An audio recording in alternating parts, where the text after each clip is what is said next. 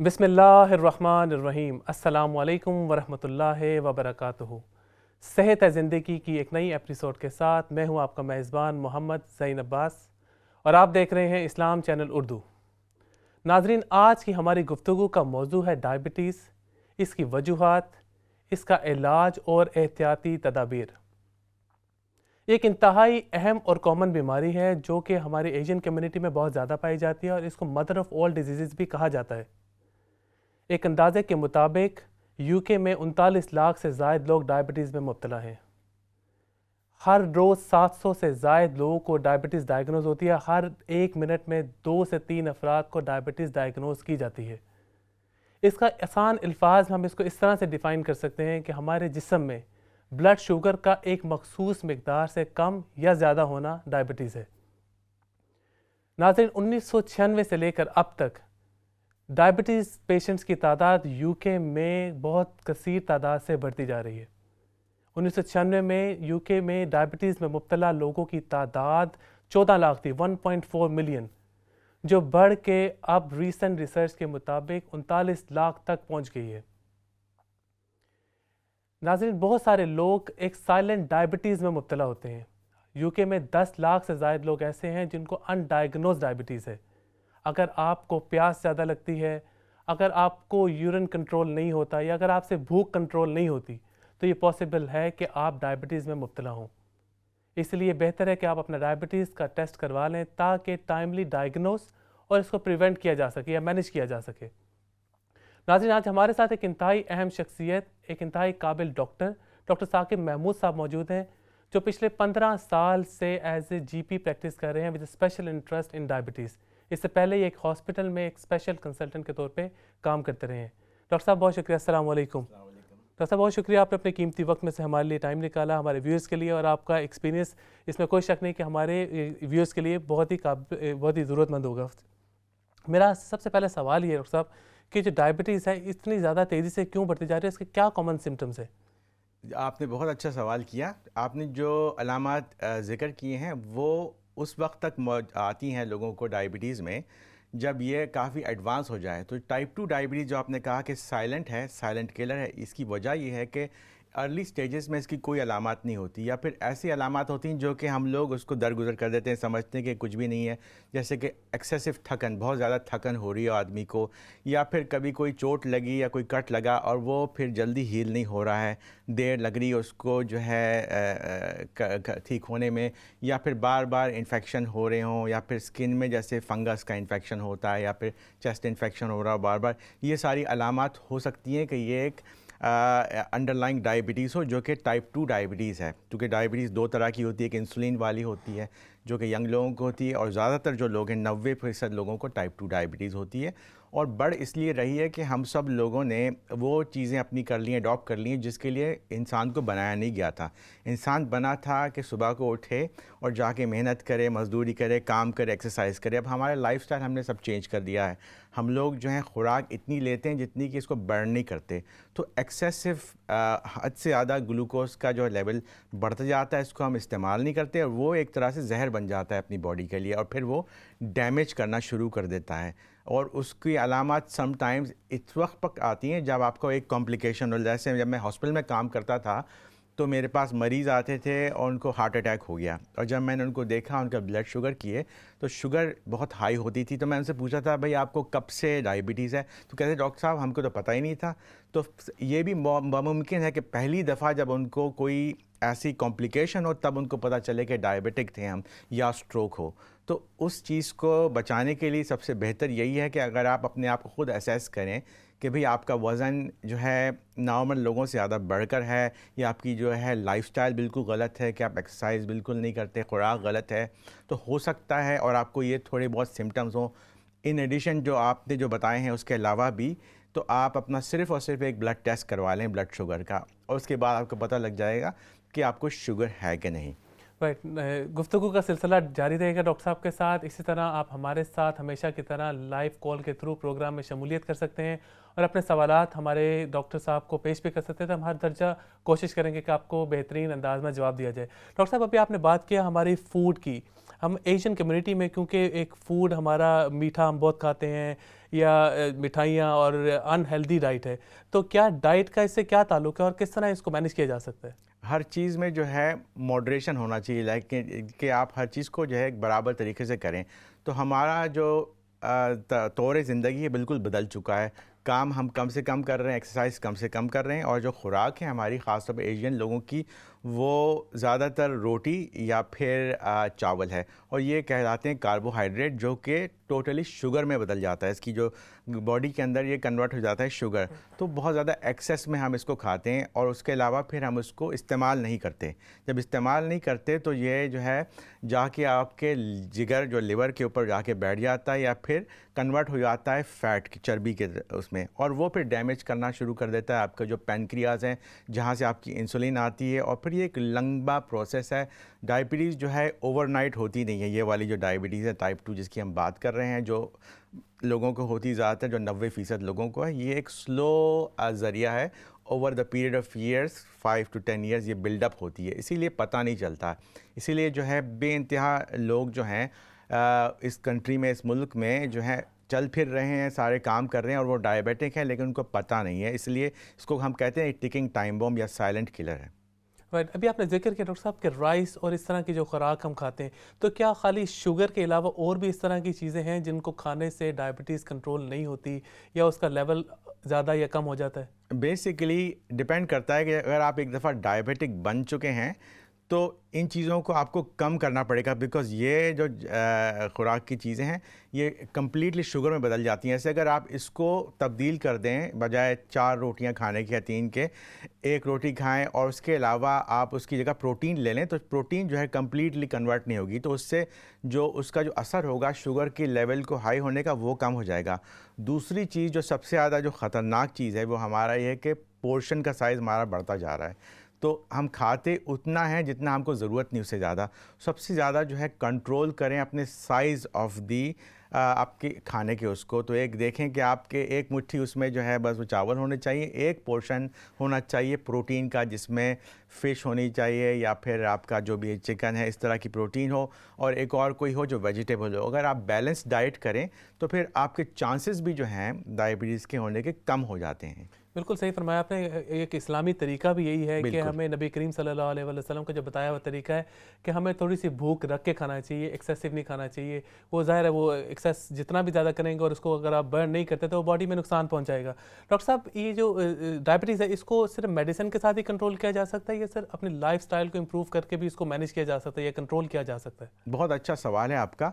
तो ये सारा डिपेंड करता है कि डायबिटीज़ किस वक्त पकड़ी गई थी। अगर डायबिटीज़ को बहुत ही अर्ली फेज़ में पकड़ा जाए, जब ये एडवांस ना हो और आपका जो पैंक्रियास है उसमें अभी भी जूस मौजूद है जिसको कहते हैं इंसुलिन, तो बहुत मुमकिन है कि अपना वज़न बिल्कुल गिरा दें, कम कर दें जो एक्सेस वेट है, और अपने लाइफस्टाइल को बदल दें, एक्सरसाइज करें और ख़ुराक चेंज करें, तो आप उसको वापस रिवर्स कर सकते हैं। रिवर्स करने का मतलब ये नहीं कि क्योर कर दें, आप उसको बिल्कुल आप सुला सकते हैं कि ये बिल्कुल जो है उस लेवल पे आ जाए कि एक नॉर्मल आदमी इसको डायबिटीज़ नहीं है।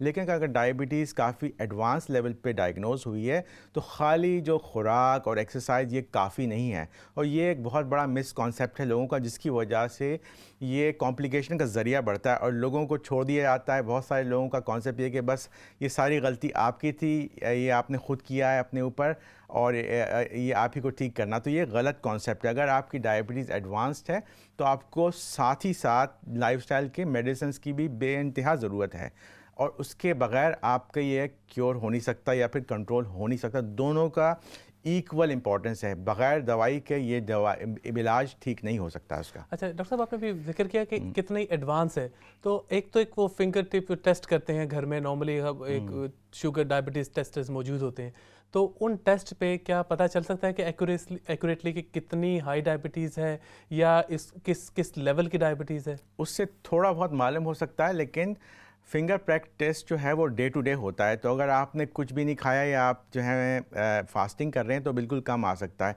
हम जो टेस्ट करते हैं पेशेंट्स का, वो एक और ब्लड टेस्ट होता है, उसको हम कहते हैं HbA1c, जो कि जुड़ा हुआ होता है आपके हीमोग्लोबिन से। उसके अंदर एक मेमोरी होती है जो डिपेंड करती है आपके पिछले 3 महीने में जो शुगर की लेवल है उसका एवरेज देती है। तो उससे आपका जो बच के निकलना बहुत मुश्किल होता है। वरना ये भी होता है कि अगर आपने जब 12 घंटे 18 घंटे कुछ नहीं किया, फिर आपने शुगर लेवल आपका चेक किया तो वो कम होगा। लेकिन ये जो टेस्ट है इसमें 3 महीने की एवरेज आ जाती है, तो उसकी बेसिस पे हम पिकअप करते हैं कि ये मरीज़ की जो डायबिटीज़ कितनी पुरानी थी, कितने दिन से थी, कितनी एडवांस थी, कितना लेवल था। और वो करना बेइंतहा ज़रूरी है, क्योंकि ये जो टेस्ट होते हैं अनरिलायबल होते हैं। इस पर हम टोटली एम्फेसिस नहीं देते। ये उन लोगों के लिए ज़्यादा मुनासिब है जो इंसुलिन पे हैं और डेली बेसिस पे उनको चेक करना होता है, अपने लेवल को कंट्रोल करना है। जैसे आप गाड़ी की स्पीड कंट्रोल करते हैं, देख रहे होते हैं कि स्पीड कैमरा है तो 30 से 40 के करीब रखनी थी। उसकी सिर्फ़ और सिर्फ ज़रूरत वहाँ पे उन लोगों को जिनके पास इंसुलिन से ट्रीट किया जाता है डायबिटीज़ को।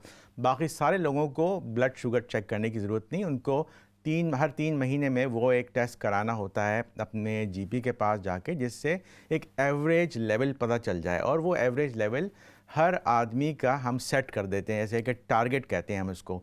तो अगर एक मरीज़ हैं जिनकी उम्र काफ़ी ज़्यादा है, वो ज़ईफ़ हैं, तो उनके लिए हम कहते हैं कि इतने सख्ती की ज़रूरत नहीं है, उनके लिए लेवल कम है। और लेकिन एक यंग लड़का है जिसकी उम्र 30 या 40 साल है, उसकी ज़िंदगी आगे 30-40 साल है, तो उनको हम कहते हैं कि बहुत टाइट कंट्रोल किया जाए। तो उनके लिए लेवल होता है, उसको लेके हम चलते हैं, फिर बताते हैं कि हाँ भाई आपकी कंट्रोल बिल्कुल ख़राब है, आपको मज़ीद दवाई की ज़रूरत है या इन चीज़ों की ज़रूरत है। तो इस तरह से उसको मैनेज करते हैं। खाली शुगर का प्रिक करके उससे इतना हमें पता नहीं लगता, लेकिन ये तरीक़ाकार है जो कस्टम एंड प्रैक्टिस है। राइट नाज़रीन, इसी तरह आप हमारे साथ लाइव कॉल के थ्रू प्रोग्राम में शमूलियत कर सकते हैं, अपने सवाल डॉक्टर साहब को पेश कर सकते हैं और हम डॉक्टर साहब के साथ गुफ्तगू का सिलसिला जारी रखेंगे। डॉक्टर साहब, अभी आप जिस तरह बात की, ये जो फिंगर टिप्स के अलावा एक देखा जाता है हाल ही में, एक वो बाजू के ऊपर एक टैग लगा देते हैं वाइट कलर का, वो उसको कॉन्टीन्यूसली मॉनिटर करते हैं। वो किन पेशेंट्स के लिए होता है? वो किस तरह शुगर वो क्या हर बंदा वो लगवा सकता है या एक ख़ास हद से ज़्यादा अगर आपकी शुगर उसे इंक्रीज़ कर जाए तो फिर? वो उसको कहते हैं 2 तरह की डिवाइसेस होती हैं। एक होता है, उसको कहते हैं कंटिन्यूअस ग्लूकोज मॉनिटरिंग। ये कि पूरी थ्रू आउट 24 आवर आपकी शुगर को वो एक जो डिवाइस है, डिस्क जिसको कहते हैं, उसके अंदर वो मेजर हो रही होती है। फिर आप या तो अपना फ़ोन लेके उसको ऐसे करके स्वाइप करते हैं या फिर एक और उसका इंस्ट्रूमेंट होता है, तो उसमें minute to minute, hour to hour reading आ रही होती है। लेकिन ये जो दूसरी डिवाइस आजकल चली है उसको कहते हैं फ्लैश ग्लूकोज मॉनिटरिंग, जिसमें एक फ्लैश के तहत जिस वक्त आपने किया तो पिछले कोई 15 मिनट के करीब का लेवल जो है आपको पता लग जाता है, तो काफ़ी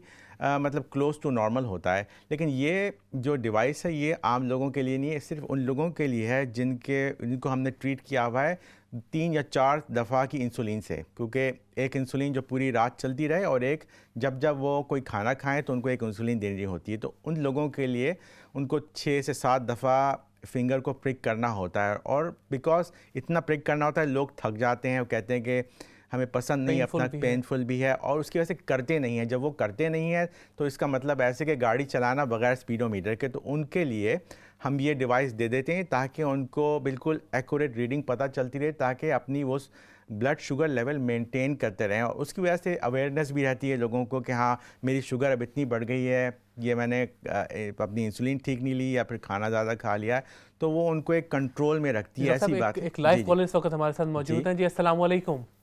वालेकुम अस्सलाम रहमतुल्लाह जी, मैं डॉक्टर साहब से बात कर सकता हूँ? जी जी बिल्कुल, डॉक्टर साहब सुन रहे हैं आपको। डॉक्टर साहब, मेरा आपसे सवाल ये है कि आपका एक जो टॉपिक है आज डायबिटीज का, ये माशाल्लाह बड़ा अच्छा टॉपिक है। मैं ये आपसे पूछना चाह रहा हूँ कि हम चूंकि बिलोंग करते हैं एशियन कम्युनिटी से, हमारा बैकग्राउंड ऐसा है कि वो तले हुए खाने, कढ़ाइयाँ और इस तरह का बड़े शौक से खाते हैं और कोशिश करते हैं फिर एक्सरसाइज भी ना करनी पड़े। तो कोई ऐसा फार्मूला नहीं है कि बंदा खाना भी ज्यादा खाए और एक्सरसाइज भी ना करे और अपनी शुगर भी कंट्रोल रख सके? तो ये सवाल आप कर रहे हैं उन लोगों के लिए जिनको डायबिटीज़ हो चुकी है या फिर बचने के लिए? मुझे इसका पहले बचने के लिए, जो प्री डायबिटीज, बचने के लिए, प्री डायबिटीज़ के लिए इस वक्त जो है ऐसी कोई दवाई है नहीं कि आप उसको दे सकें। लेकिन अगर आपको अलामात हैं कि आपका जो वज़न है बहुत ज़्यादा बढ़ गया है, तो फिर हैं कुछ ऐसी चीज़ें जो हम दे सकते हैं आपको जिससे आपका वज़न को भी कंट्रोल करें। लेकिन सारी की सारी बात हो जाती है डिसिप्लिन के ऊपर, जो कि हम इस्लाम के ज़रिए से, कोई इस्लाम चैनल है, हर चीज़ मॉडरेशन में। अगर आप हर चीज़ गलत तरीके से करें और इसमें हवस हो, खाने की हवस होती है, हमें ऐसा होता है कि बस अब खाना दोबारा नहीं मिलेगा। मैं कभी जाता हूँ किसी फंक्शन में तो लोगों ने एक पहाड़ बनाया हुआ होता है खाने का, प्लेट के ऊपर माउंटेन। ये चीज़ें अगर आप ना करें और हर चीज़ को मॉडरेशन में करें तो आप बच सकते हैं। आप जो है पकोड़े जैसे हैं वो तले हुए हैं, बजाय 4 के 1 ले लें आप। हर चीज़ जो है छोटी मिकदार में लें तो आप इससे बच सकते हैं। और दूसरी चीज़, एक्सरसाइज करना शुरू करें आप। तो मैं ये नहीं चाहता कि सारे लोग जो हैं ये समझें कि बस एक हमने टैबलेट ले ली, हम ये अपनी लाइफस्टाइल चेंज नहीं करेंगे और हम सब कुछ ठीक हो जाएंगे। ये बिल्कुल गलत एटीट्यूड है। जबकि आपको डायबिटीज़ नहीं हुई है तो यही सबसे सही वक्त है कि इसको आप रिवर्स कर सकें। आप इसको बनने ना दें मुकम्मल full monster, because diabetes is like a monster. अगर आप उसको रोक दें तो बेहतर है। जैसे मैंने कहा कि निप इन द बड, के जड़ से उसको उखाड़ दें आप। और उसके लिए सिर्फ और सिर्फ यही है कि आपको सेक्रीफाइस करनी है। आपके लिए हम आजकल कोई चीज़ मना नहीं करते। इवन अगर आप डायबिटीज़ हैं, आप सब कुछ खा सकते हैं, लेकिन आप कंट्रोल करें। साइज़ जो है अपने पोर्शन का उसको कम करें, मिक़दार कम करें, तो आपको हर चीज़ इन प्रोपोर्शन अलाउड है आजकल। लेकिन ये कि उसको मेंटेन करें, शुगर को लेवल को देखें। लेकिन अगर आप डायबिटीज़, यही सबसे ज़्यादा सही टाइम है कि बचाएं अपने आप को डायबिटीज़ के लिए। उसके लिए आपको कुछ नहीं बल्कि एक्सरसाइज करने की ज़रूरत है। जिस तरह से इंसान को बनाया गया था, दुनिया में लाया गया था कि मेहनत मुशक्क़त करे, एक्सरसाइज करे, काम करे।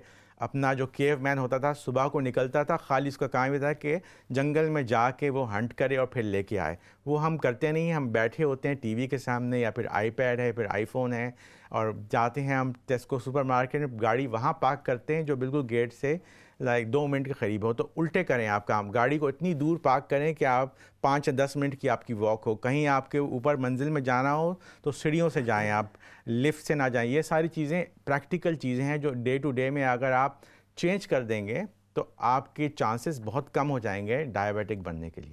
बड़ी अच्छी बात की डॉक्टर साहब कि छोटी छोटी चीज़ें हैं लेकिन इनका बड़ा बड़ा इम्पैक्ट है आपकी ज़िंदगी पे। इसी तरह डॉक्टर साहब, अभी आपने इब्तिदा में एक बात की हार्ट रिलेटेड, कि किसी को हार्ट अटैक हुआ, आपके पास कोई पेशेंट आया, तो क्या डायबिटीज़ डिफरेंट ऑर्गन्स को डैमेज करती है? क्या कौन से ऑर्गन्स हैं जो सबसे ज़्यादा इम्पैक्ट होते हैं डायबिटीज़? बिल्कुल, आपने बहुत अच्छा सवाल किया। तो इसमें हम कहते हैं कि 2 तरह की कॉम्प्लिकेशन होती है। एक होती है जो छोटी ब्लड वेसल या आर्टरी होती हैं, उससे जो डैमेज होता है, जो कि आँखों का डैमेज होता है, लेकिन आपकी जो है नज़र के ऊपर अफेक्ट हो सकता है, या आपकी जो नर्व्स हैं वो डैमेज हो सकती हैं, या फिर आपकी किडनीज़ जो हैं, जो गुर्दे जो हैं वो ख़राब हो सकते हैं, या फिर बड़ी आर्टरीज़ जो हैं आपकी बड़ी साइज़ की। उससे सबसे ज़्यादा जो ख़तरा होता है डायबिटिक को, वो हार्ट अटैक या हार्ट डिज़ीज़ का होता है। एक आदमी जो डायबिटिक नहीं है, कंपेयर टू डायबिटिक का 4 गुना ज़्यादा ख़तरा होता है। 4 टाइम्स वो रिस्क होते हैं हार्ट अटैक के लिए, ट्वाइस रिस्क होता है उनका एक स्ट्रोक होने के लिए। और दूसरा जो है सर्कुलेशन, जो है आपकी जो नसों का जो खून की जो गर्दिश है वो कम हो सकती है, जिसकी वजह से लोगों को आपने सुना होगा कि टोज़ जो है वो काट दी गई, एम्पुटेशन जिसको कहते हैं, या फिर टांग कट गई बिकॉज वो इन्फेक्शन हो गया था और वो हो गया था, तो उसके अलामत होते। तो ये सारी कॉम्प्लिकेशन है डायबिटीज़ की। एक तो किडनी का डैमेज होना, या आँखों का डैमेज होना, या फिर नर्व्स का डैमेज हो जाना, या फिर हार्ट अटैक। सबसे ज़्यादा जो ख़तरनाक जो इसमें जो कॉम्प्लिकेशन है वो हार्ट डिज़ीज़ है। और उसको प्रिवेंट करने के लिए खाली शुगर की कंट्रोल करना काफ़ी नहीं है, उसके लिए ब्लड प्रेशर को भी साथ में कंट्रोल करना है, जो आपकी जो कोलेस्ट्रॉल है, लिपिड्स हैं, उसको कंट्रोल करना है, वज़न को कम करना है, अगर स्मोकिंग करते हैं उसको बंद करना है, आपको एक्सरसाइज करनी, और साथ में सही दवाएँ लेनी हैं डायबिटीज़ की। बिल्कुल बेहतरीन। डॉक्टर साहब, ये जो लाइफस्टाइल है ये तो इम्पॉर्टेंट है ही इसके अंदर डायबिटीज़ में, कि आप एक्सरसाइज करें, अपने खाने के पोर्शन कम कर दें, लेकिन क्या इसका इनहेरिटेंस से भी कोई ताल्लुक है, जीन्स से कोई ताल्लुक है आपकी? बहुत अच्छा सवाल किया। तो ये जो डायबिटीज़ आपने कभी देखा होगा और आपको ये समझ नहीं आता होगा कि ये क्या मसला है, कि कुछ लोग हैं कि खाए जाते हैं खाना, ना उनके ऊपर वज़न बढ़ता है और ना उनको डायबिटीज़ है। कुछ बेचारे ऐसे हैं कि उन्होंने कुछ भी नहीं किया, उनका वज़न भी बिल्कुल ठीक है, लेकिन थोड़े दिन बाद पता चला कि वो डायग्नोज हो गए डायबिटिक। तो उसमें जो है, इसमें कुछ चीज़ें जो हैं आप मॉडिफाई नहीं कर सकते, उसको कहते हैं हम कि अनमॉडिफाइबल रिस्क फैक्टर्स। तो रिस्क फैक्टर ये हैं कि एक तो आप जो हैं एशियन हैं, तो ये इट्सेल्फ एक बहुत बड़ा रिस्क फैक्टर है इस एथनिसिटी में होना। नंबर 2 जो है, अगर आपके पेरेंट्स जो हैं डायबिटिक हैं, अगर आपका एक पेरेंट डायबिटिक है, ऐसी आपकी मदर डायबिटिक हैं, तो आपके 30 से 40% चांसेस होते हैं डायबिटिक होने के। अगर आपके दोनों मतलब माँ या बाप दोनों डायबिटिक हैं, तो 70% के करीब आपका चांस हो सकता है, बिकॉज आप इनहेरिट कर लेते हैं वो जीन्स, जिसकी वजह से आपको डायबिटीज़ हो सकती है। लेकिन टोटली ये नहीं है कि आपके दोनों में पेरेंट्स डायबिटिक थे और आपको होनी ही होनी है, उसमें और चीज़ें भी मौजूद हैं। अगर आपको पता है कि ये आपको रिस्क है, आपके दोनों हैं, तो आप एक्स्ट्रा केयरफुल हों, आप प्रिवेंट करें। अगर आपकी फिर इन ये रिस्क फैक्टर मौजूद होने के बजाय बावजूद आप सारी गलत चीज़ें कर रहे हैं, एक्सरसाइज नहीं कर रहे हैं, आपका वज़न बढ़ता जा रहा है, तो फिर आपके चांसेस बढ़ते ही बढ़ते चले जाते हैं डायबिटीज़ होने के। लेकिन आप इसको प्रिवेंट कर सकते हैं, लेकिन कुछ हद तक कुछ लोगों को ये हो सकता है कि जेनेटिक इन्फ्लुएंस की वजह से हो जाएगा, लेकिन उसको फिर अर्ली डायग्नोज करें। आप ज़्यादा अवेयर रहें। अगर आपके दोनों पेरेंट्स थे डायबिटिक, आपको चाहिए कि कुछ सालों के बाद जाके अपना ब्लड शुगर चेक कराएं। अगर आपको शक हो कि मुझे सिम्टम है, तो फ़ौरन जाके अपना कराएं इलाज, ताकि जल्दी इस चीज़ को पकड़ें और जल्दी इसको रोक दिया जाए बढ़ने के लिए। तो ये जो चीज़ है, इसको मॉन्स्टर नहीं बनना है। बेसिकली इसको उस वक्त पे रोकना है जब ये अपने इफ़ेक्ट्स बॉडी के ऊपर ना पहुंचा सके, कॉम्प्लिकेशंस डेवलप ना हो सकें, उससे पहले उसको रोकने की ज़रूरत है। डॉक्टर साहब एक और लाइव कॉलर इस वक्त मौजूद है जी। अस्सलाम वालेकुम। डॉक्टर साहब क्या हाल है? ठीक है जी अल्हम्दुलिल्लाह। क्या सवाल करना चाहेंगे आप? जी, मेरा ना लास्ट वीक स्टेंट पड़ा है, तो उसके साथ वैसे तो मैं ठीक हूँ, लेकिन मैं सिकनेस बहुत फील करती हूँ। डॉक्टर साहब कोई और सवाल पूछना चाहेंगे? तो ये आपने कहा कि आपको स्टेंट लगा है, तो आपको ये स्टेंट लगा था हार्ट अटैक होने के बाद, या उनको ऐसे ही पता लगा कि आपकी नस जो है आर्टरी बंद हो गई थी हार्ट की, जिसके जी नहीं, मुझे काफी देर से ये तकलीफ थी, तो 2-3 महीने से बहुत ज्यादा हो गई, तो मैं हॉस्पिटल गई, तो उन्होंने मॉनिटर वगैरह लगाया हुआ था। हार्ट बीटिंग बहुत स्लो चली गई एक दफा, तो मुझे पता ही नहीं चला। और फिर उसके बाद उन्होंने सोचा कि नहीं, एंजियोग्राफी करके सारा कुछ करके ना तो डाल दें। तो वो एक मेरी फिंगर के बराबर मोटी थी वो, जो उन्होंने मतलब कि उसमें स्टेंट डाला है। अच्छा। तो अभी मुझे ना सिकनेस बहुत फील हो रही है। सिकनेस का मतलब है कि आपको मतली की होती है, लाइक उल्टी जैसी? जी, उल्टी नहीं आती और खाने को भी दिल नहीं चाहता। अच्छा। मैं आपको सच बता देता हूँ कि ये स्टेंट से इसका कोई ताल्लुक नहीं। स्टेंट ये ऐसी अच्छा बात है कि जो सर्कुलेशन जो था वो बंद हो गया था, नस बंद हो गई थी, तो उसको उन्होंने खोला है बलून से गुब्बारा फुला के, उसके अंदर एक लोहे की तार टाइप चीज़ होती है, इसको कहते हैं हम स्टेंट, जो कि अंदर डाल दिया गया है ताकि वो दोबारा बंद ना हो। उससे उसका कोई ताल्लुक़ नहीं है। ये हो सकता है कि जब आपको स्टेंट लगता है तो बेइंतहा दवाइयाँ दी जाती हैं ताकि वो बंद ना हो। यूजुअली 2 ब्लड थिनर दिए जाते हैं, जिसको कहते हैं एक एस्पिरिन और एक और होता है क्लोपिड्रोगेल। कई तरीके की दवाइयाँ होती हैं, तो वो हो सकता है कि उसकी वजह से कभी कभी मैदे के ऊपर वरम आ जाता है, बिकॉज ये जो दवाइयाँ हैं इनका असर होता है और उसकी वजह से आदमी को फील हो रहा होता है, इंसान को, कि ये जैसे कि उल्टी आ रही हो उस तरह से। तो उसकी वजह से उसकी कुछ और दवाइयाँ होती हैं जो कि हम दे देते हैं इसकी वजह से। ये जो तकलीफ़ है आपकी ठीक हो सकती है। तो अपने जीपी के पास जाएं, उनको कहें कि भाई जब से मुझे इन दवाइयों पे डाला है या फिर मेरा स्टेंट लगा है तो मुझे ये फीलिंग होती है। तो या तो वो आपका कैमरा टेस्ट भी करा के देख सकते हैं, कभी कभी जैसे आपने सुना होगा कि अल्सर हो जाता है तो ये भी मुमकिन है, या फिर इन्फ्लेमेशन जिसको कहते हैं कि मैदे के अंदर जो है वो वरम आ जाए, तो उसकी वजह से कैमरा डालते हैं मुंह के अंदर और उसके अंदर चेक करते हैं कि ये आपको ये इसकी वजह से तो नहीं है। लेकिन कई और वजूहत हो सकती हैं। जब आपका स्टेंट पड़ता है तो काफ़ी सारी दवाइयाँ दी जाती हैं। एक तो दवाई दी जाती है आपके कोलेस्ट्रॉल को कम करने के लिए, और वो पहले साल में बहुत हाई डोज दी जाती है ताकि ये आपका स्टेंट बंद ना हो। कभी कभी ऐसा भी होता है कि इनके साइड इफ़ेक्ट्स की वजह से आपको ये हो रहा हो, तो ये पूरा आपको जाके इसको कहते हैं हम मेडिकेशंस का रिव्यू करवाना होगा। और या तो फार्मासिस्ट आपके जीपी के सर्जरी के अंदर होते हैं या फिर आपके जीपी, उनसे ये आप जाके कंसल्टेशन करें और कहें कि ये एक नई चीज़ शुरू हुई जो पहले नहीं थी मुझे। तो मोस्ट लाइकली ज़्यादातर इसकी वजह यही हो सकती है जो मैंने अभी आपको कही, या फिर वो आपका डॉक्टर जो है आपको भेजेगा कैमरा टेस्ट के लिए, चेक करवाने के लिए। राइट, चलिए बहुत शुक्रिया नाज़रीन। इसी तरह आप हमारे साथ लाइव कॉल में कंट्रीब्यूट कर सकते हैं। डॉक्टर साहब की एक 15 साल की स्पेशलिटी से, एक्सपीरियंस से फ़ायदा उठा सकते हैं।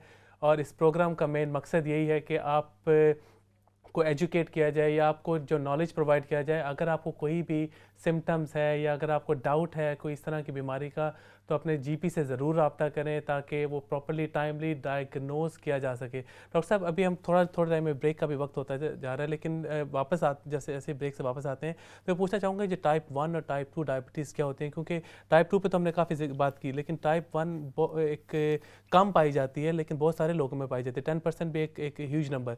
और क्या टाइप 1 ज़्यादा डेंजरस है या टाइप 2 ज़्यादा डेंजरस है?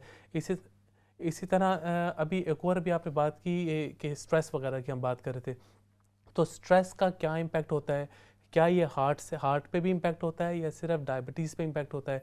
और डायबिटीज़ किस तरह कनेक्टेड है आपके स्ट्रेस के साथ? क्योंकि कई दफ़ा मेरे अपने पेरेंट्स डायबिटिक हैं और उनको भी ये प्रॉब्लम होती है। इस तरह नाज़रीन आप हमारे साथ ज्वाइन कर सकते हैं। अभी ब्रेक के बाद मिलते हैं आपसे। Thank you.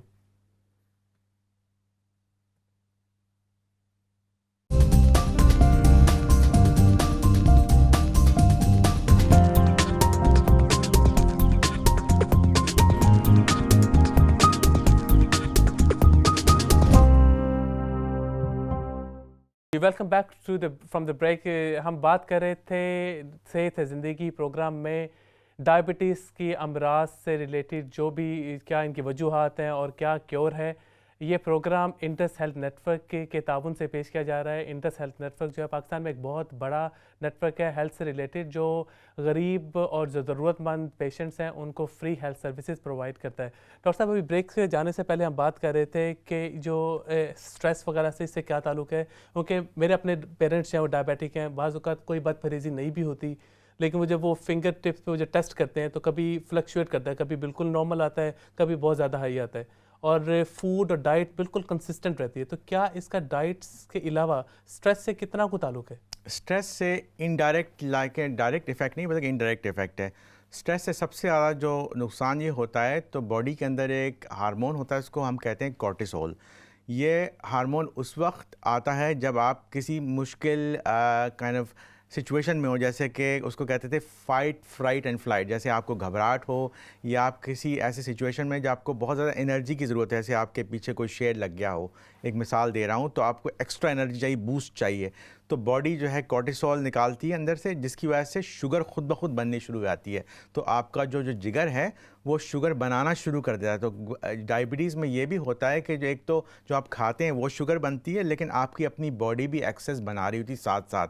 और दूसरी चीज़ है कि शुगर जो है वैसे भी यूटिलाइज़ नहीं हो रही होती है, तो डबल इफ़ेक्ट हो जाता है उसका। तो उसमें फिर ये होता है कि कॉर्टिसोल की वजह से आपका जो जिगर है, लिवर, वो एक्स्ट्रा शुगर बनाना शुरू कर देता है। ये समझता है कि इस पर्सन को भागने की ज़रूरत है, एक्स्ट्रा एनर्जी की ज़रूरत है, जो कि होता नहीं है। उनका जो स्ट्रेस हुआ होता है वो किसी मेंटल फटीग या किसी और वजह की वजह से हो रहा होता है, तो वो जाके ज़रूरी नहीं है कि वो भागना दौड़ना शुरू कर दें। डॉक्टर साहब, एक लाइव कॉलर इस वक्त मौजूद है जी। अस्सलाम वालेकुम। वालेकुम सलाम जी, क्या सवाल करना चाहेंगी आप? I wanted to ask about this is the problem that's quite common in the South Asian community, and there's a lot of stigma attached to it with women with like heavy menstrual cycle. So I wanted to know what options there are. I've been to my GP several times, and it's resulted in severe like iron deficiency as well, and excessive heavy bleeding.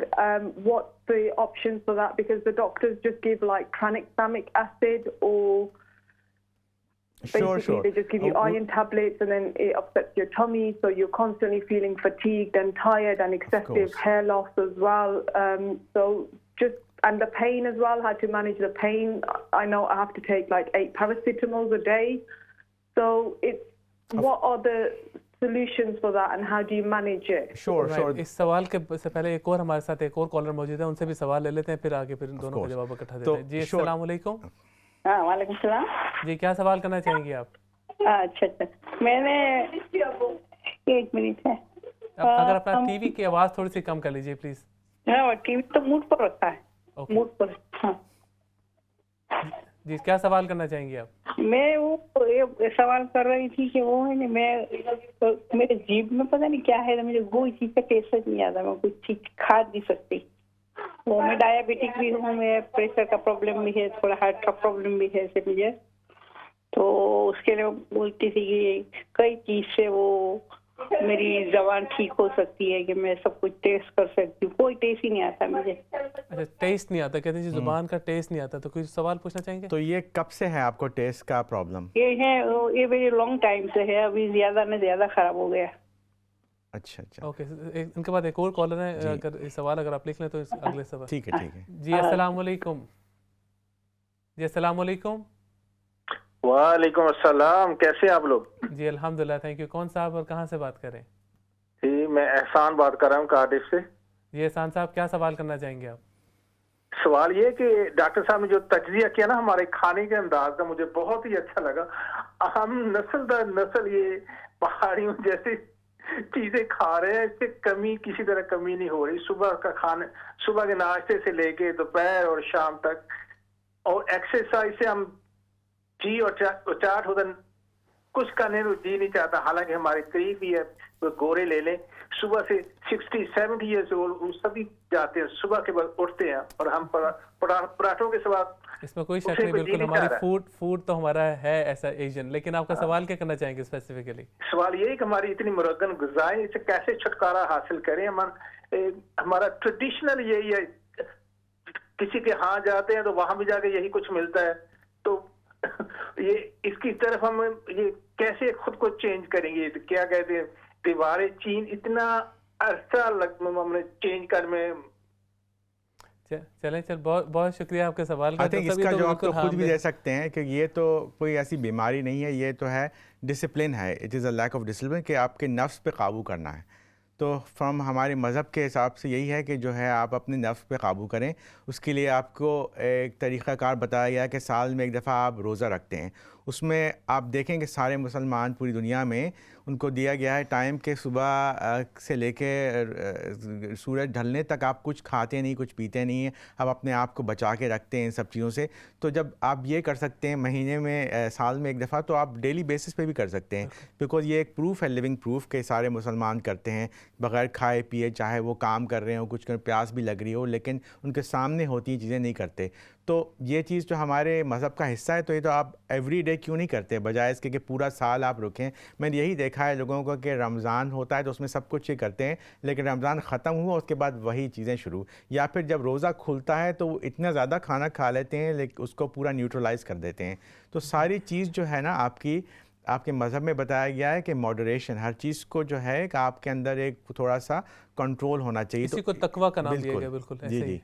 और जैसे आपने कहा था कि 1/3 आपका पेट भरा हुआ नहीं होना चाहिए, उसकी वजह यही है कि अगर आपको टैंक ऊपर तक भर लेंगे तो आपको फिर हज़म कैसे होगा? तो लोगों को ज़्यादातर हाजमे की प्रॉब्लम रहती है, उसकी वजह से दूसरे इफ़ेक्ट होते हैं। जब आपने अपना खाने को यहाँ तक भर दिया है तो फिर आपका जो मशीन है वो कैसे चलेगी? आप ये मिसाल देखें कि ब्लेंडर है और आप मिल्क शेक बना रहे हैं, तो आप पूरे ऊपर तक उसको नहीं डालते हैं, उसके अंदर आम और पूरा जो है मिल्क, अगर आप उसको फिर मशीन चलाएँगे तो जाएगा कहाँ? अगर उसका छोटा सा ढक्कन अगर आप खोल देंगे तो ऊपर निकलने लगेगा। तो आपके मैदे में यही हो रहा होता है कि आपने खाना यहाँ तक खा लिया, उसके बाद आपने बजाय कि आपने एक्सरसाइज की आप जाके लेट गए, तो खाना कहाँ आएगा? आपका खाना नहीं आएगा, आपका जो तेज़ाब है, जो एसिड है, जो जूसेस हैं, वो आएंगे आपके गले के पीछे, और वो फिर आके ये सवाल का जवाब मैं उस कनेक्शन में दे रहा हूँ जो खातून ने कहा था कि टेस्ट। तो कभी कभी ये भी होता है कि रात भर उनको ये होता है कि एसिड आता है मुंह में, उसकी वजह से उनको जो है या तो कॉन्स्टेंटली तकलीफ़ रहती, लगता है कि गले में कुछ है, या फिर टेस्ट का भी प्रॉब्लम हो जाता है। ये वजूहत हो सकती हैं, या फिर डायबिटिक्स में विटामिन की कमी हो जाती है, जैसे कि विटामिन B12 है, फॉलिक एसिड है, तो ये सारी चीज़ें हैं, या फिर आयरन की डेफिशिएंसी हो सकती है। तो वो उन खातून का सवाल के लिए कि ब्लड टेस्ट करवा के देख लें पहले, और देखें, या फिर चेक करवाएं अपने कि कभी कभी टंग के ऊपर इन्फेक्शन होता है, उसको कहते हैं थ्रश, वो सब चीज़ें हो सकती हैं। तो वो मैं ऐसे टीवी पे तो बता नहीं सकता, उसको तो देखना पड़ेगा कि क्या है। बिल्कुल। एक और मेरी बहन ने जो सवाल किया सबसे पहला वाला, तो coming back to your question, firstly this question relates to gynae problem, but I take it that you may be diabetic and you suffering from that, so let me reassure you that firstly, there is no connection between the heavy periods and type 2 diabetes as such. There is one connection which could be related, that people who are undiagnosed with underactive thyroid, hypothyroidism, there is a link that they have very heavy periods. But there are many variety of causes. And usually what you're describing is you're just going to seek help and you're just given a symptomatic treatment. What I would like you to undergo is some investigations firstly like the ultrasound of your womb, uterus, to see the commonest thing that we come across is fibroids, which is just an extra kind of lumps which happen inside the uterus, or the lining of the womb, the uterus becomes thicker. So these are the common reasons that women bleed excessively than others. And there are many solutions. One of the solutions is there is a coil which comes with hormones, and then they are given, that is fitted by the gynecologist, and that kind of settles this problem. Or there are other things like microwave ablation, which is beyond the remit of this talk, but I know this from a GP's hat. So that's kind of things that we do. Necessarily tablets, in my opinion, never ever work. They probably work for short term, and what you're doing is you got a boat which has got a hole, and what you're saying is just keep taking the water out, and the water is still filling up. Instead of fixing the So hole. you got to fix the problem first rather than keep topping the iron. So that is the solution to the problem, and probably you may need to get yourself referred to a gynecologist and have some investigations and to have the specific treatment for that. Thank you so much doctor साहब। एक और live collar मौजूद हैं जी। अस्सलाम वालेकुम। कैसे doctor साहब, ठीक है? बिल्कुल ठीक। ये क्या सवाल करना चाहेंगे? बहुत अच्छा है। मैं आपके बारे में कुछ पूछना चाह रही हूँ और आपकी सेहत के बारे में बताना चाहती हूँ, क्या मुझे प्रॉब्लम है। जी बिल्कुल पूछिए। हेलो जी बिल्कुल पूछिए, आवाज आ रही है आपकी। जी बोलिए। मुझे मेरी एज 58 है। मैं मुझे है ना 5-6 साल हो गए आर्थराइटिस हुआ था, है ना। मुझे ब्लड प्रेशर भी है, मुझे आस्थमा भी है, 3-4 बीमारियां इकट्ठी हुई हैं। वो उसके बाद उन्होंने मुझे गोलियां दी थी जो कि एवरीडे खाने के लिए ना, आर्थराइटिस के लिए। वो 2-3 सालों को मैंने छोड़ दी है, उसके कहने के, डॉक्टर के कहने से थोड़ा जब मुझे फर्क पड़ गया था। अब मुझे लगता है कि मुझे दोबारा आ रहा है। मेरे जो लेफ्ट टांग है ना, बड़ी दर्द करती है, जहाँ से शुरू होती है ना। मैं पैरासीटामोल भी रोज खाती हूँ और कोई क्रीम भी रब करती हूँ, मुझे कोई फर्क नहीं पड़ता। अभी मैंने डॉक्टर से अपॉइंटमेंट नहीं बुलाई, वो देते नहीं है जल्दी अपॉइंटमेंट। तो मैं आपसे मशवरा करना चाहती हूँ, क्या मुझे दोबारा ये आ रहा है आर्थराइटिस से, मुझे क्या करना चाहिए? थोड़ा सा मुझे समराइज कर दें, क्या कह रही हैं? हार्ट अटैक की बात कर रही हैं? नहीं, आर्थराइटिस, जोड़ों का दर्द जो होता है। अच्छा, जोड़ों का दर्द। तो सबसे पहली चीज ये बताएं कि आपका वजन कैसा है, कितना वजन है आपका? नॉर्मल है या फिर बढ़ा हुआ है वजन आपका? वजन मेरा तो 15 साल से इतना है, घटता नहीं है। कम नहीं होता है? अच्छा, कम नहीं होता है, बस खाती भी कम हूँ, तो एक्सरसाइज भी करती हूँ, वजन नहीं कम होता, पता नहीं क्यों। तो आर्थराइटिस जो एक चीज़ है, वो उसको हम कहते हैं वेयर एंड टेयर, कि ये आपके जो जोड़ों के बीच में जो एक मटेरियल होता है, कार्टिलेज, वो घिस जाता है। जैसे कि टायर होते हैं गाड़ी के, वो जाते हैं। तो उसका इलाज कोई ऐसा हो नहीं सकता अगर बहुत ज़्यादा बढ़ गया आर्थराइटिस, जैसे कि आपकी जो हिप है उसके अंदर, या फिर, तो उसका जो है इलाज ऑर्थोपीडिक सर्जन के पास होता है। अगर वो इतना ज़्यादा ख़राब हो गया आर्थराइटिस, तो उसको जॉइंट रिप्लेस किया जाता है। लेकिन उसके अलावा अगर इतनी लेवल तक अगर एडवांस नहीं है, तो ज़्यादातर उसके लिए रेगुलर दवाइयाँ दी जाती हैं, जैसे कि पैरासीटामोल है। एक और कॉलर मौजूद है, इसके कंटिन्यू करते हैं जी। अस्सलाम वालेकुम। अस्सलाम वालेकुम जी, मुझे डॉक्टर साहब से बात करनी है। जी डॉक्टर साहब सुन रहे हैं आपको सवाल। क्या सवाल करना चाहेंगे आप? जी, मैं अपनी बताना चाहती हूँ कि मेरी ये डायबिटीज भी है कोई 15-20 साल से, और साथ मेरी ना अब एक्जिमा मेरी आंखों के ऊपर नहीं होता उस पे, तो उसके लिए मैंने बताना कि ये डायबिटीज की वजह से या किस वजह से, या तो इसका क्या है? सवाल पूछना चाहेंगे? एक्जिमा है, मेरा नहीं ख्याल है कि इससे कोई ताल्लुक है। अब ये हो सकता है कि अगर आपकी डायबिटीज़ काफ़ी बिगड़ी हुई है और कंट्रोल नहीं, उसकी वजह से आपको इन्फेक्शन हो सकता है, उसकी वजह से ये जो है कॉम्प्लिकेट हो गया एक्जिमा। एक्जिमा एक बेसिकली एक मरज़ है जिसमें आपके जो खाल का जो पानी होता है वो कम हो जाता है, इसको हम डिहाइड्रेशन कहते हैं। उसकी वजूहत बहुत सारी होती हैं। एक तो आपकी फैमिली हिस्ट्री है, या फिर आपको शुरू से ये है, या फिर आपके जो नेचुरल ऑयल्स हैं वो कम हो गए, या फिर लोग बहुत ज़्यादा गर्म उसमें रहते हैं, कमरों में हीटिंग बढ़ा देते हैं, उसकी वजह से सूख जाता है आपका जो खाल का जो चमड़े की जो लेयर है, उसकी वजह से जो है पानी कम हो जाता है। उसकी वजह से जो है सिकुड़ने लगती खाल और क्रैक्स आ जाते हैं, फिर वो आपको उससे ख़ारिश होती है, फिर आप उसको जो है खुजाते हैं, उसके बाद फिर इन्फेक्शन आता है। ये भी हो सकता है, लेकिन ज़्यादातर जो आँखों के अराउंड आपको लगता है वो एक और एक्जिमा का टाइप है उसका इलाज हो सकता है क्रीम्स के ज़रिए, लेकिन ये कि देखे बगैर मैं आपको बता नहीं सकता, लेकिन काफ़ी उसके लिए दवाइयाँ मौजूद हैं। लेकिन डायरेक्टली कोई ताल्लुक़ नहीं है डायबिटीज़ का। ये जो चीज़ है ये काफ़ी कॉमन है, बहुत सारे लोगों को होती है, तो इसका कोई ताल्लुक़ डायरेक्टली नहीं है। अच्छा डॉक्टर साहब, जो पहले से सवाल था आर्थराइटिस वाला, उनको क्या कहना चाहेंगे कि क्या आर्थराइटिस का बेसिकली इलाज जो है डिपेंड करता है किस स्टेज पे है, कौन सा जोड़ जो है वो इन्वॉल्व है। अगर घुटने में है या फिर आपके एंकल में है, तो घुटने में अगर है तो उसमें इंजेक्शन लगाया जा सकता है। अगर आपको दवाइयों से फ़ायदा नहीं हो रहा, उसको स्टीरॉयड का इंजेक्शन कहते हैं, तो कभी कभी कुछ जीपी लगा देते हैं या फिर आपको रेफ़र कर दिया जाता है ऑर्थोपेडिक सर्जन में, या फिर आपको अगर रीढ़ की हड्डी में है तो फिर उसके भी होते हैं, इंजेक्शन लगते हैं, उसका इलाज होता है। या सबसे अच्छा तरीका तो ये है कि एक्सरसाइज करें या फिर रेफ़र करवा लें फिज़ियोथेरेपी के लिए। तो फिज़ियोथेरेपिस्ट जो है आपको एक्सरसाइज बताते हैं, आपको करवाते भी हैं एक्सरसाइजेज, और साथ में जो भी दवाई आपको सूट करती हो, पैरासीटामॉल हो या फिर कोकोडामॉल हो, वो जो भी है आप ले सकती हैं। ओवर द काउंटर भी आप फार्मेसी से जाके ले सकती हैं, लेकिन मुस्तकिल आपको एक्सरसाइज की ज़रूरत है, बिकॉज अगर आप चलेंगी फिरेंगे नहीं तो आपके जोड़ों में जो है जैसे जंग लग जाता है तो वो और ख़राब होते जाएंगे। तो मूवमेंट की ज़रूरत है, क्योंकि आपके मसल भी वीक होते जाएंगे और आप जो है कम से कम फिर आप चलने लगेंगे, और उसका इम्पैक्ट डायबिटीज़ पे बहुत ज़्यादा होगा। डॉक्टर साहब, अभी ब्रेक पे जाने से पहले हम बात कर रहे थे टाइप 1 और टाइप 2 डायबिटीज़ की। टाइप 2 तो नो डाउट कि 90% आपने बताया कि लोगों को टाइप 2 डायबिटीज़ है। टाइप 1 डायबिटीज़ 10% भी काफ़ी सारी तादाद है, तो क्या वजह है 10% ये भी इनहेरिटेड है या इसके कुछ और अननोन वजूहात होती हैं? एक्चुअली डायबिटीज़ की जो है 3 तरीके के डायबिटीज़ हैं, जब हम इसको ब्रेक डाउन करते हैं। टाइप 2 जो कि 90% है, और 8% जो होता है वो टाइप 1 होता है, और 2% है जो दूसरे तरीके के डायबिटीज़ हैं। तो डायबिटीज़ के कई टाइप के डायबिटीज़ होते हैं। टाइप 3C जेस्टेशनल डायबिटीज़ जो कि प्रेगनेंसी में होता है।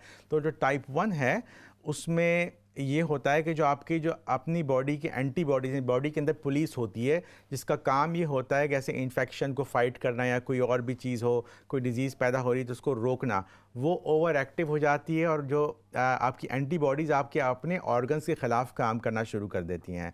जैसे कि आपने देखा होगा रूमेटॉइड आर्थराइटिस है, तो ये इनको कहते हैं ऑटो इम्यून डिजीज़। तो ये इसमें आपका कोई इसमें वो नहीं है गलती, जैसे कि आपकी लाइफस्टाइल का कोई ताल्लुक़ नहीं है, ये आपकी बॉडी खुद आपके ख़िलाफ़ हो जाती है एंटीबॉडीज़, और वो जाके सीधा पैनक्रियाज में जो सेल्स हैं जिससे इंसुलिन बनती है उनको डिस्ट्रॉय कर देते हैं। उसकी वजह से यकदम आपके अंदर इंसुलिन की कमी हो जाती है। इसीलिए जो टाइप 1 डायबिटिक्स हैं वो बहुत जल्दी जो है वो पिकअप होते हैं, बिकॉज उनको सिम्टम होने लगते हैं एकदम से। जो आपने शुरू में बताया था कि एक्सेसिव बहुत ज़्यादा प्यास लगती है, बहुत ज़्यादा उनको पेशाब की ज़रूरत पड़ती है, हर घंटे में पी रहे हैं और फिर जा रहे हैं टॉयलेट में, या फिर वज़न एकदम गिरने लगता है, तो ये सारी अलामात टाइप 1 वालों की हैं। डॉक्टर साहब, इनमें ज़्यादा ख़तरनाक कौन सी है? टाइप 1 ज़्यादा ख़तरनाक है या type 2? You can never tell before. ख़तरनाक दोनों में कोई नहीं है। अगर आप शुगर लेवल को ठीक रखें, ये मैं आपको मिसाल देता हूँ कि अगर गाड़ी आप 50 माइल की स्पीड लिमिट है और आप 80 माइल्स पे चला रहे होंगे तो कौन सा ज़्यादा ख़तरनाक होगा? एक आदमी वो जो 40 चला रहा है या जो 80 या 100?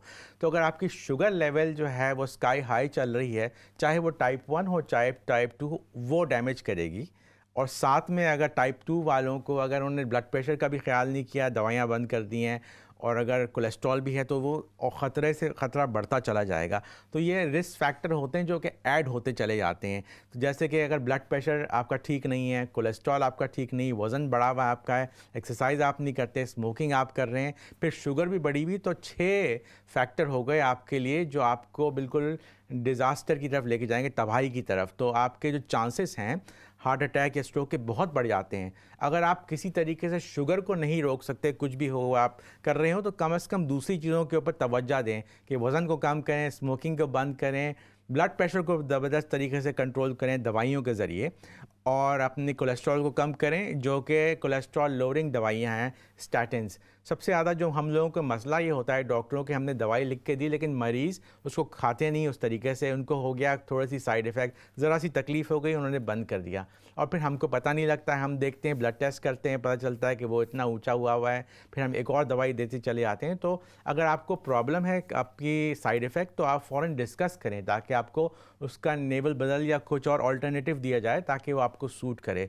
लेकिन सबसे ख़तरनाक जो चीज़ है वो यही है कि आपने दवाइयाँ आपको लिखी हुई हैं लेकिन आप उसको उस तरीके से नहीं ले रहे हैं जैसे आपको रेकमेंड किया गया हो। बिल्कुल, जिस तरह की कहावत भी है, नीम हकीम खतरा है जान, इसी बिल्कुल। तरह हमारी स्पेशली कम्युनिटी में मेरा ख्याल है कुछ ये बहुत कॉमन है कि अपनी मर्जी से दवाइयाँ लेना शुरू कर देते हैं, अपनी मर्जी से बंद उसको कर देते हैं। डोज कम या ज़्यादा कर देते हैं। बिल्कुल। बिल्कुल, डेफिनेटली ये बहुत खतरनाक है। बहुत। डॉक्टर साहब, अभी रिसेंट क्या जिस तरह हार्ट ट्रांसप्लांट करवा सकते हैं या और जिस तरह बीमारियाँ होती हैं उनको उनका क्योर इस तरह का है कि आप ऑर्गन को तब्दील करवा लें, क्या इस तरह की कोई ऐसी डेवलपमेंट डायबिटीज़ में है कि आप इसको कोई ट्रांसप्लांट या कोई वो ऑपरेशन ऐसा करवा के या कोई ऐसी मेडिसिन लेके इसको कम्प्लीटली इससे निजात पा लें? In the interest of time मैं इसको अब सिर्फ सिंप्लीफाई करके टाइप 2 के हवाले से कहूँगा कि टाइप 2 में प्रॉब्लम ये होता है लोगों को कि मरीज़ अपनी लाइफस्टाइल भी चेंज करते हैं, बड़ी कोशिश करते हैं कि वज़न कम करने की, लेकिन वज़न कम नहीं हो रहा होता तो फिर वो थक हार जाते हैं, फिर छोड़ देते हैं, बिल्कुल हिम्मत हार देते हैं। तो उस तरह के लोगों के लिए जिनके लिए बड़ी स्ट्रगल है और उनकी शुगर कंट्रोल नहीं हो रही है, तो नई तरीके की दवाइयाँ मौजूद हैं जो कि इंसुलिन की जगह हम आजकल देते हैं। आजकल हम टाइप 2 वाले मरीज़ों को इंसुलिन नहीं देते। उसकी वजह ये है कि इंसुलिन से वज़न भी बढ़ रहा होता है, साथ में फिर आपको कई दफ़ा शुगर को चेक करना होता है। बाज़ लोग जिनका पेशा है गाड़ी चलाना, टैक्सी चलाना, उनके लिए मुमकिन नहीं, तो उन सारे लोगों के लिए हम वो दवाई देते हैं जिससे शुगर का लेवल अपसेट ना हो और नीचे ना हो और साथ में उनका वज़न भी कम हो रहा हो। वो हार्ट को भी प्रोटेक्ट करता है आपके और आपके लिए फ़ायदेमंद होता है। तो वो नई दवाइयाँ आजकल आ चुकी हैं जिसकी वजह से आपका वज़न खुद ब खुद लूज़ होने लगता है। तो किसी ने कहा था कि किस तरह से हम अपने आप को चेंज करें, तो ये एक्चुअली दवाई जाती है और इसका ये टीके के ज़रिए होती है इंजेक्शन, लेकिन अब इसकी टैबलेट्स भी आने लगी हैं और वो आपके दिमाग में जाके आपको सिग्नल देती है कि खाना कम खाओ और आपकी खुद ब खुद खुराक कम हो जाती है। आपके मैदे में जो खाना जा रहा है उसको स्लो डाउन कर देता है, तो वो कन्वेयर बेल्ट बिल्कुल स्लो जाता है, तो आप खुद भी जो है आपका दिल नहीं करता खाने का और साथ में आपके जिगर को वो सिग्नल जाता है कि शुगर ना बनाओ, ऑलरेडी है। तो वो मल्टी सिस्टम में काम करता है और दूसरा हार्ट को भी प्रोटेक्ट करता है। तो वो दवाइयाँ आजकल आ चुकी हैं जिसकी वजह से रेवोल्यूशन हो गया है। ये बिल्कुल जिसको कहते हैं कि एक ब्रेक थ्रू है टाइप 2 डायबिटीज़ में और उसकी वजह से कई लोग जो मैंने अपने मरीज़ों को दिया उनकी डायबिटीज़ बिल्कुल रिमिशन में चले गई है, प्रोवाइडेड कि वो सही वक्त पे लें उसको और मुस्तकिल लेते रहें। और वो पहले शुरू होता था कि दिन में 2 दफ़ा वो टीका लगाएं, उसके बाद दिन में 1 हुआ, अब हफ़्ते में 1 दफ़ा आप लगा सकते हैं, पूरी हफ़्ते की दवाई 1 हफ़्ते में। लेकिन यह है कि ये डिपेंड करता है आपका जो मुआलिज है, आपका जो डॉक्टर है, उनके अंदर उनके पास इतनी ट्रेनिंग है कि वो ख़ुद दे सकें या फिर आपको स्पेशलिस्ट क्लिनिक में आपको रेफ़र करें जो कि दें। तो ये एक नई डेवलपमेंट है जो कि बेइंतहा डायबिटिक्स को हम दे रहे हैं। इनकी वजह से हम बहुत सारी तब्दीलियाँ देखेंगे। अब हम जो अगले 10 सालों में देखेंगे वो चीज़ें बिल्कुल उनका फ्यूचर बदल चुका है, बिकॉज़ ये नई दवाइयाँ आ चुकी हैं और नई दवाइयाँ और भी हैं जो कि टैबलेट फॉर्म में हैं, जो कि यही काम करती हैं, जैसे आपकी किडनीज़ को बचाती हैं, आपके वज़न को भी थोड़ा कम करती हैं और आपके शुगर लेवल को उस लेवल पे लेके आती हैं जितना ख़तरनाक ना हो। क्योंकि हमने बात की थी बहुत लो शुगर होने की, तो उसके अंदर एक सेफ्टी स्विच लगा होता है इनके अंदर। ये समझ लें कि जैसे आपकी नई वाली गाड़ियाँ हैं, अगर आपके पास नई गाड़ी तो आप जाते हैं ट्रैफिक लाइट पे, तो आप देखते हैं कि जैसे गाड़ी रुकी तो इंजन बंद हो गया और फिर जैसे आपने इसको टच किया तो स्टार्ट हो गया। तो इनके अंदर ऐसा सिस्टम है सेंसर कि इनको खुद पता होता है इन दवाइयों को कि कब हमको जो है काम करवाना है और शुगर को नीचे लाना है और कब हमको नहीं करना है। तो इसकी वजह से ये बिल्कुल एक ब्रेक थ्रू है, उसको कहते हैं हम GLP-1। ये इंजेक्शन में आते थे पहले, अब दवाई जो है यही टैबलेट में भी आना शुरू हो गई है, तो ये एक नया ब्रेक थ्रू है। डॉक्टर साहब, एक और मैं सवाल करना चाहूँगा कोविड के हवाले से स्पेशली, क्योंकि अभी रिसेंटली बहुत सारे लोग इससे इम्पैक्ट भी हुए हैं, कोविड से गुजरे भी हैं। तो डायबिटीज़ वाले पेशेंट्स को वैक्सीनेशन से कोई साइड इफ़ेक्ट है या इनको कोई एक्स्ट्रा केयर करनी चाहिए डायबिटिक होने की वजह से? पहली बात तो ये है कि वैक्सीनेशन जो है वो एक बहुत ही कारामद चीज़ है, उससे आपको डरना नहीं चाहिए। उसकी वजह यही है कि इसकी वजह से आपकी जान बच सकती है, क्योंकि आपको अगर इन्फेक्शन होगा भी तो उस नौइयत का उतनी सीवियरिटी का नहीं होगा कि आपकी जान लायक हो सकती है। एज अ डायबिटिक, अगर आप डायबिटिक एज अ मरीज़ हैं तो आपका जो चांस है इससे बहुत ख़तरनाक कोविड होने का कई दर्जा ज़्यादा है जो नॉन डायबिटिक के। तो आप सब लोगों को बिल्कुल ज़रूरत है कि आपको लगवाया जाए ये वैक्सीनेशन, ताकि आप प्रोटेक्टेड रहें, बिकॉज़ आपका रिस्क बहुत ज़्यादा है। अगर खुदा न खास्ता एक डायबिटिक को कोविड इन्फेक्शन हो जाए कंपेयर टू नॉन, तो उनका चांसेस ज़्यादा होता है कि वो वेंटिलेटर पे चले जाएं या उनकी जान लायक हो जाए। तो एक तो ये है। दूसरी चीज़ ये है कि ये किसी को पता नहीं कि क्या है कॉज एंड इफ़ेक्ट, ये भी इस चीज़ की रिसर्च हो रही, तो इसके बारे में मैं कमेंट ऐसे कर नहीं सकता कि ये वैक्सीन लगाने की वजह से ये हुआ, चांस फाइंडिंग भी हो सकता है, लेकिन ये एक अलग ही डिबेट है। लेकिन जनरली स्पीकिंग हम लेसर ईवल को देखना चाहेंगे कि क्या चीज़ जो है ज़्यादा कम आपके लिए फ़ायदेमंद ज़्यादा है। तो जनरली स्पीकिंग जब से वैक्सीनेशन लगा है उसमें देखा यही गया है कि अगर लोगों को इन्फेक्शन भी हुआ है तो वो कम सीवियरिटी का, कम नौइयत का होता है उनको, और दूसरा ये है कि वो चांसेस उनके बचने के ज़्यादा होते हैं। Right, thank you so much doctor साहब, आपके कीमती जवाबात का, आपके एक्सपीरियंस का मैं उम्मीद करता हूँ, यकीन है कि बहुत सारे लोगों को इसका बहुत सा फ़ायदा भी होगा। अगर आपको कोई भी बीमारी है या परेशानी है, या अगर आप कोई मेडिसिन ऑलरेडी ले रहे हैं, तो कोई मेडिसिन चेंज करने से पहले या डोज़ इंक्रीज़ करने से पहले अपने डॉक्टर के साथ ज़रूर रजू करें, क्योंकि ये एक इंतहाई हसास मामला है। डायबिटीज़ को वैसे भी कहा जाता है कि मदर ऑफ़ ऑल डिजीज़ है, इसलिए ताकि उसका कोई साइड इफ़ेक्ट ना हो। आपकी बहुत सारी चीज़ें इनडायरेक्टली लिंक्ड होती हैं। फॉर एग्जांपल, आपको बहुत सारे टेस्ट करवाने की ज़रूरत पड़ती है। आपको अपना ब्लड टेस्ट, हो सकता है कि एक बीमारी आप ये सोच रहे हो कि डायबिटीज़ की वजह से, लेकिन वो किसी और वजह से हो। इसलिए कोई भी अपनी मेडिसिन चेंज करने से पहले या अपनी डोज इंक्रीज़ या डिक्रीज़ करने से पहले ज़रूर चेक करें। बहुत शुक्रिया। इंशाल्लाह अगले प्रोग्राम में दोबारा मुलाकात होगी। तब तक के लिए अल्लाह हाफ़िज़।